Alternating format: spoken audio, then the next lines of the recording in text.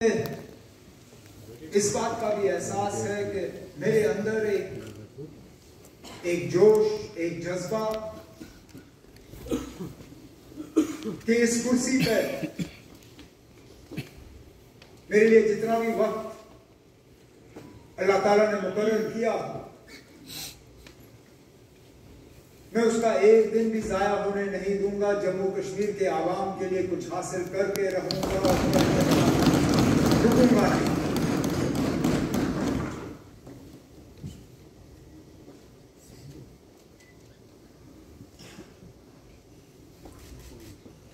ये पहला सेशन इस असेंबली का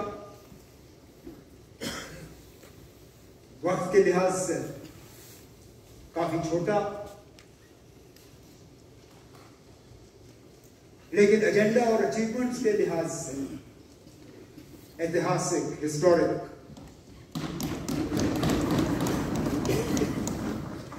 मैं सबसे पहले तो जम्मू कश्मीर के तमाम वोटरों का शुक्रगुजार हूं जिन्होंने बढ़ चढ़ के इस इलेक्शन में हिस्सा लिया, चाहे हमारे लिए वोट दिए, चाहे किसी और जमात के लिए वोट दिए, लेकिन आए, पोलिंग बूथ के बाहर खड़े हुए, लाइनों में खड़े रहे, अपने कीमती वोटों का इस्तेमाल किया, इस उम्मीद के साथ कि इस हाउस से उनके जज्बातों की तर्जुमानी होगी, उनको इस हाउस से अपनी आवाज सुनाई देगी, हम मेंबरों से उनके मसले और मसाइल का हल होते हुए वो देखना चाहेंगे। मैंने पहले दिन से कहा कि असेंबली जम्मू कश्मीर के आवाम की असेंबली है, यह हुकूमत जम्मू कश्मीर के लोगों की हुकूमत है। बेशक हम नेशनल कॉन्फ्रेंस वाले हैं, हमें सपोर्ट कांग्रेस का है, कुछ इंडिपेंडेंट एमएलएज हमारे साथ इसमें जुड़े हुए हैं, लेकिन यह हुकूमत सिर्फ हमारी नहीं है, यह हुकूमत सिर्फ उन लोगों की नहीं है जो इस असेंबली में मौजूद हैं, यह हुकूमत उन लोगों की भी है जिन्होंने असेंबली इंतखाबात में हिस्सा नहीं लिया या अपने वोट का इस्तेमाल नहीं किया। हमने हर किसी जम्मू कश्मीर के बाशिंदे की नुमाइंदगी करनी है, खिदमत करनी है। हम खिदमतगार हैं, मालिक वो हैं।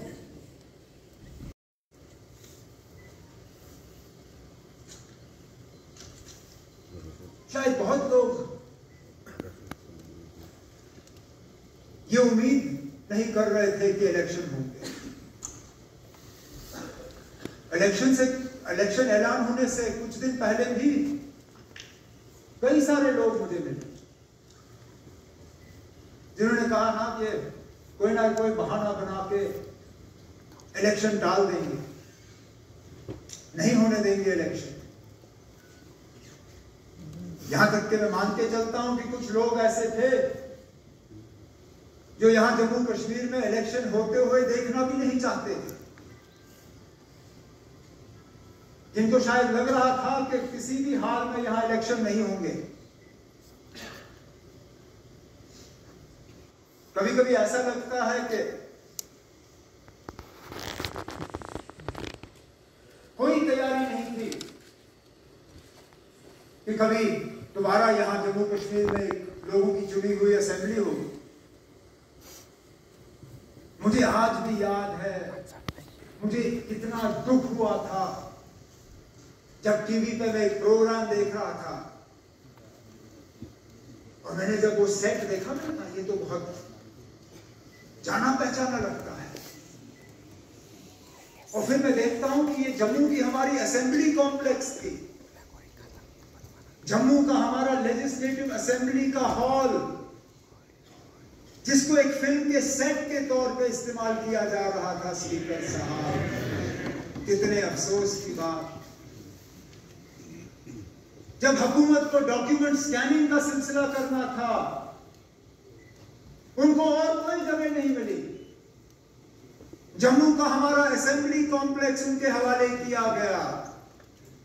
जिस कुर्सी पे आप बैठे हैं, जिस कुर्सी पे हमारे सेक्रेटरी साहब बैठे हैं, जिन कुर्सियों पे हमारे मेंबर बैठे हैं, वहां पे लोग टेबलों पे पैर ऊपर किए हुए पता नहीं क्या काम किए जा रहे थे, शायद ये सोचते हुए कि ये गए। और ऑनरेबल मेंबर्स जो हैं उन्होंने अपनी जगह इस हाउस में वापस ली। वक्त भी कैसे बदलता है साहब। ये जो हमारे ये नई टेक्नोलॉजी है ना, ये भी कभी कभार अजीब चीजें कर देती है।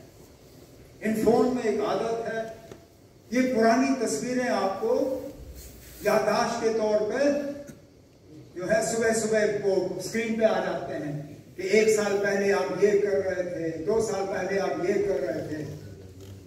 आज सुबह भी मेरे फोन ने यही किया, कहा कि 5 साल पहले आप ये कर रहे थे। और मैंने जब तस्वीर देखी मैंने अपने आप को पहचाना नहीं। दाढ़ी थी, जम्मू कश्मीर रियासत का गेस्ट हाउस में मैं मेहमान बना हुआ था, अपनी मर्जी से नहीं। हमारे कई सारे साथी यहां SKICC में बैठे हुए थे, वो भी अपनी मर्जी से नहीं। बर्फ पड़ी हुई थी, आज तो सूखा है, 5 साल पहले इसी दिन जबरदस्त बर्फ पड़ी थी। और हमें बेइज्जत करने की कोई कसर बाकी नहीं रखी गई थी उस वक्त।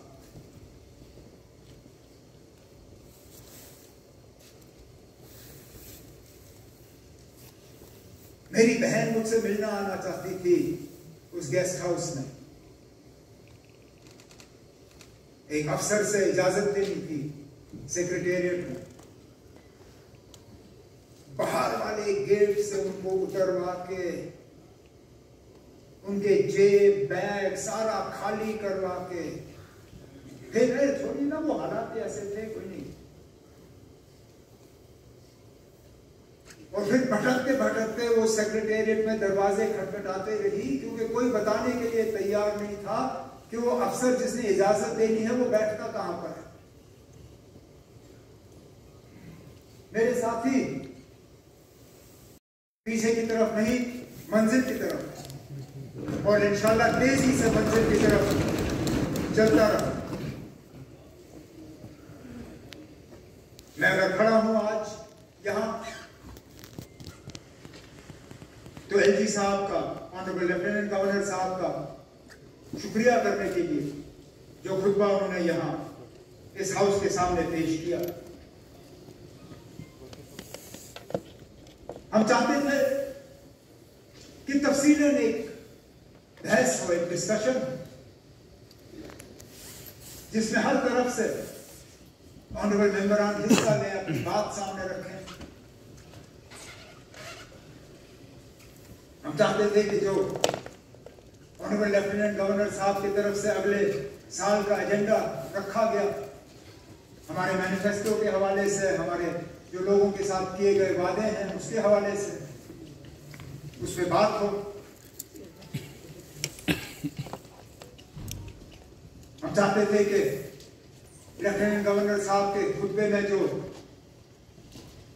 खासकर कॉन्स्टिट्यूशनल सेफगार्ड्स के हवाले से जो उन्होंने जिक्र किया, जो रेस्टोरेशन ऑफ स्टेटहुड के हवाले से जिक्र किया, मैं चाहता था कि उस तरफ जो हमारे ऑपोजिशन के मेंबरान हैं, मैं उनसे सुनना चाहता था कि चलिए कॉन्स्टिट्यूशनल सेफगार्ड्स उनको नहीं चाहिए, पता नहीं क्यों नहीं चाहते हैं वो।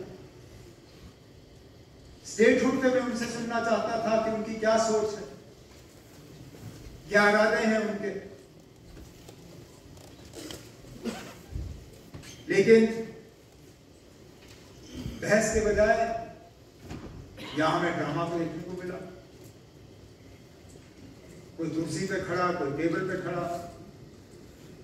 कोई यहाँ हमारे रिपोर्टर्स के टेबल पे, तो कुछ ने तो सेक्रेटरी साहब के टेबल को भी नहीं छोड़ा। मैं अपनी जगह मान के चलता हूं कि वोटर इन चीजों को पसंद नहीं करता। और मेरा तजुर्बा रहा है कि हुकूमत के लिए सबसे आसान काम तब होता है जब हाउस में शोर होता है,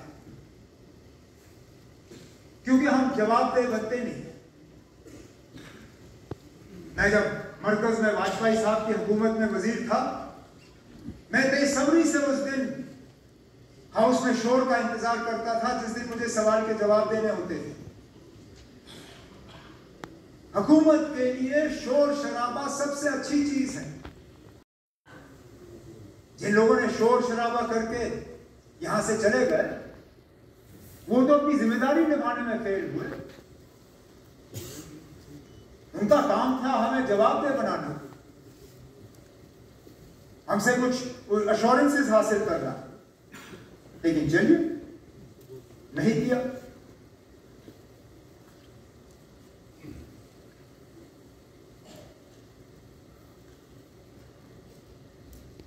जब बचाने का मौका था तब क्या किया?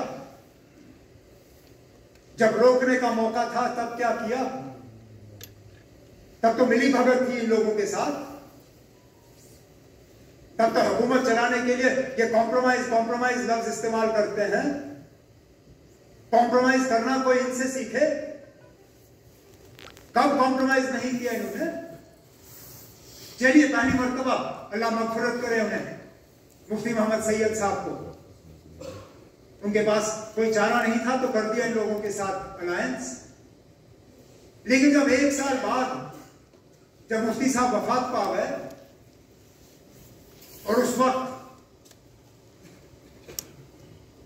पीडीपी की तरफ से दोबारा कुछ डिमांड्स जो है, शराइत रखे गए थे मरकज की हुकूमत के सामने कि हमें और कॉन्फिडेंस बिल्डिंग मेजर्स चाहिए, हमें एजेंडा ऑफ अलायंस प्लस कुछ और चाहिए। क्या मिला?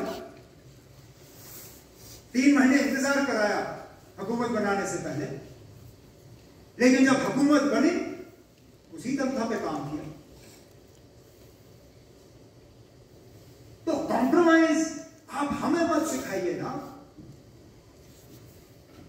कॉम्प्रोमाइज का नतीजा ही है कि हम यहां पहुंचे। अब ये हमें कहेंगे कि ना आप लोग भी बीजेपी के साथ थे, लेकिन वहां पे, यहां नहीं। इनका मॉडल अलग था, ये वहां बीजेपी के साथ मिलने के लिए तैयार नहीं थे, पता नहीं क्यों, लेकिन यहां लाने में उनको कोई एतराज नहीं था।